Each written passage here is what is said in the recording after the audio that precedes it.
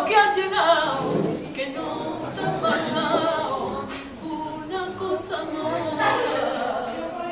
Y en su mano un aroma que trasminaba como el clavel. Pero yo deseaba broma, porque era clava de tu querer.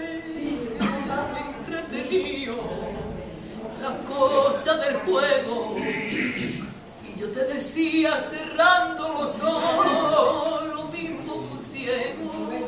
¡Ole, hija!